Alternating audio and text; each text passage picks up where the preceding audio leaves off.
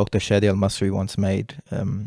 He made it actually. I was there listening to him. He said that he's very wary of the use of the term Islamophobia. And he would actually advise people not to use it because he believes that it originated not from a sort of indigenous Muslim, not sort of an indigenous Muslim discourse, but from leftist pursuits of minority rights and their fight against general persecution, which also would include a fight against oppression of LGBT communities. Homophobia and same. So homophobia, Islamophobia, how they sort of. So what would you say to that? Like, would you say that Muslims should, in fact, not use these terms? And I think, look, it's a valid impulse. We just have to be careful. Language is very important in politics and in projecting your sort of your worldview, and practicing language is extremely important. But whilst that impulse is valid, I think it's a little simplistic because so many of our terms are from some other framework. And what tends to happen is when there's a particularly politically hot, controversial topic, clearly sort of left, right, liberals, conservatives going on, and so this word is now tied to their politics, which is about LGBTQI as well as Muslim minorities and the rest of it. We tend to have it's more apparent, it's more clear, and then it's like you're thinking about that, but you're not. But we need to be deeper than that and ask that same question with stuff that's become dormant, right? So, for example, all these people. I'm not talking about Shadi here at this point, but generally, everyone uses, epistemology. Epistemology is a word out of Greek philosophy, right? So much. If I failed to think of specific examples at this point, it'll probably come as we go. But it's not sufficient that a word comes out of a foreign framework to leave it, is my point. There has to be more, right? There has to be much more. And I think this is a very important area, and it's one that is dealt with in a very superficial way across the board. Again, because Sheikh Hamza Yusuf was mentioned. Sheikh Hamza Yusuf for years has been arguing this point about how Islam's not an ideology. I hate the word ideology. I don't know why Muslims call Islam as an ideology. And then he'll give this long sort of take about how it's a Marxist terminology and it refers to this and Islam is a deen.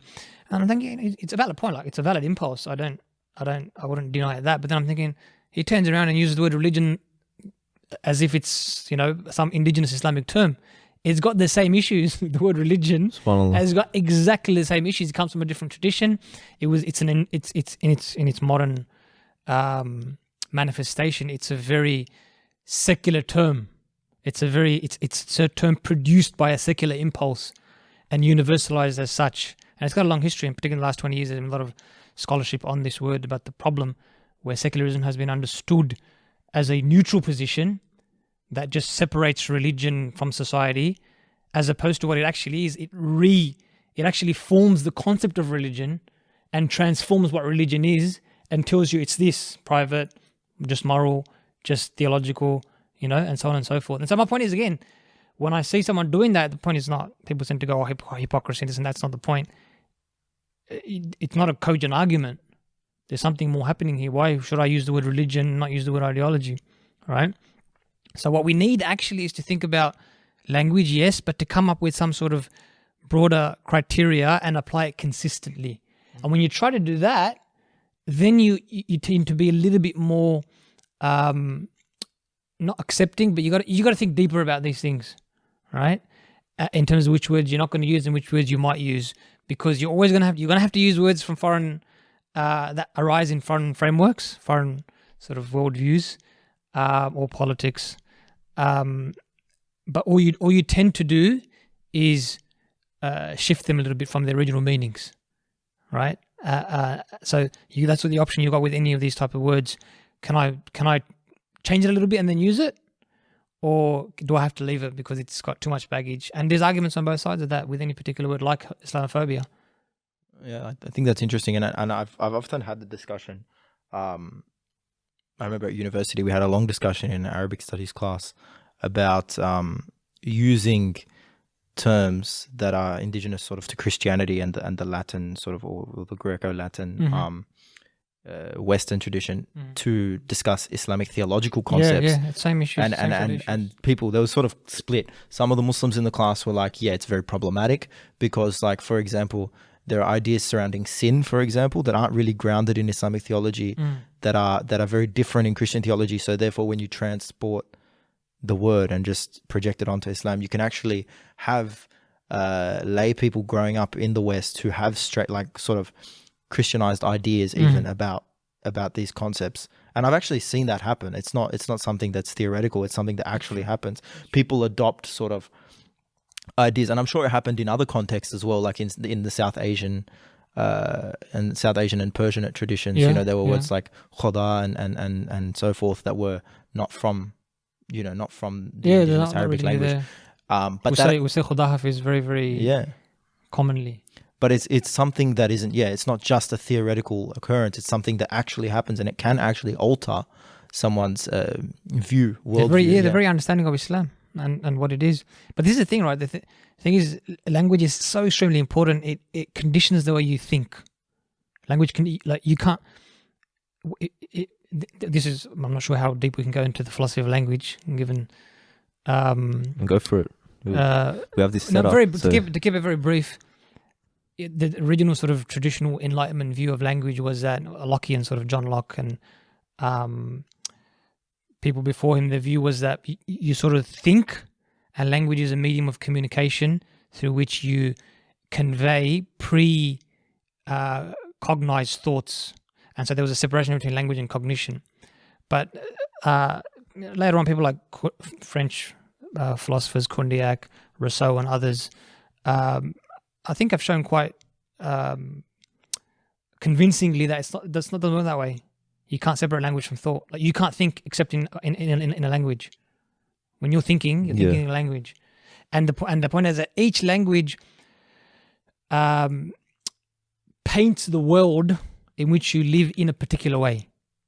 Some languages don't have a particular word or a particular concept that another language has, and so it's not the word.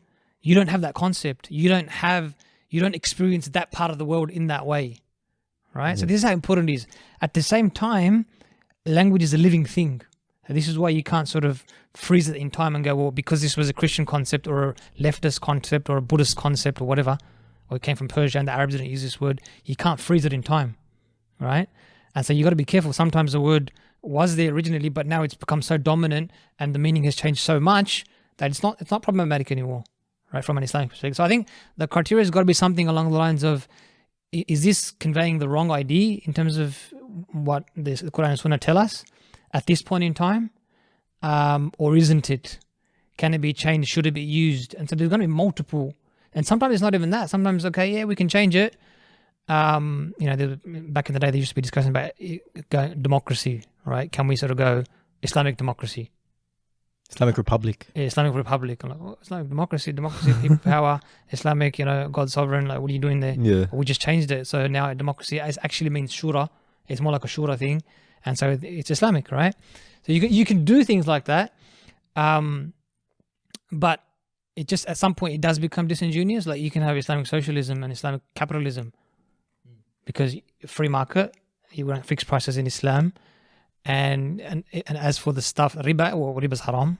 Yeah, but government regulation sometimes, because I think I was reading briefly, it was mentioned in like a footnote of something I was reading about Ibn Taymiyyah, even mentioning about how government authorities should have some influence on market prices in the sense that they should make sure that there are fair prices for fair profits.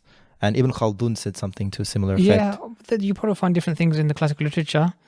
But the fundamental text here from the Prophet ﷺ very clearly prohibiting price fixing in the general sense. Yeah. Regulation is different from fixing. Is probably a different thing. But my point is, you can look at that and go, well, free market, so then Islamic capitalism and all the bad stuff, we just say, well, we've Islamized it. Riba's not allowed. Massive corporations are probably difficult because of certain limitations of Islamic company law and contract propriety limited law, and so on and so forth. But at some point, like, it becomes, you can even have Islamic Christianity. Because we changed, and that's the point. Like, it just sounds disingenuous because we got rid of, they believe in prophethood and revelation and God and an afterlife. So look at all these commonalities. As for the Trinity, we won't take the Trinity. We'll unify that, right? You know what I mean? Like, isn't that like the bigger issue is now, like, because we live in a certain world with a certain system in place, so then technically speaking we do just put a Islamic coding over it. Like, for example, like we have to when we try to open up a business, we have to have business insurance, and because we can't escape that, it's an obligation, so we try to Islamize it. So isn't the world we literally live by that kind of, even though we're talking about the problems of it, but we do that all the time, considering the world we live in. Like, we just come along, we just kind of Islamize it. And I mean, would you say that is that Islam, like Islam is able to adopt to the times, or is Islam like this, like in a bubble, and we always have to kind of preserve it and apply it in a vacuum, if that makes sense? No, Islam's a living tradition.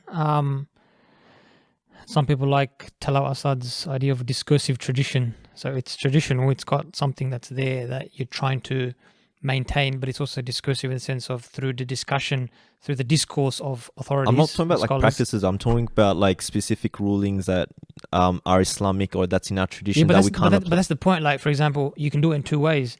So if I have to start a business, or even Islamic organizations, when they book halls, you have to go through insurance.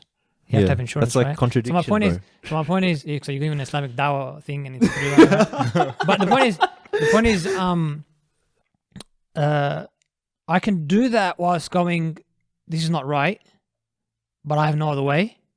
And I can also do that by doing what you're sort of more talking, like I can Islamize and go, well, this is Islamic because I've done this and this and this. Yeah. And at that point now I'm changing things in a way that I think becomes problematic. So in other words, what I'm saying, that you can't really separate the practice from the theory in this sense, where we live in a world that is, kufr is thoroughly dominant, and so your practice is going to be extremely difficult.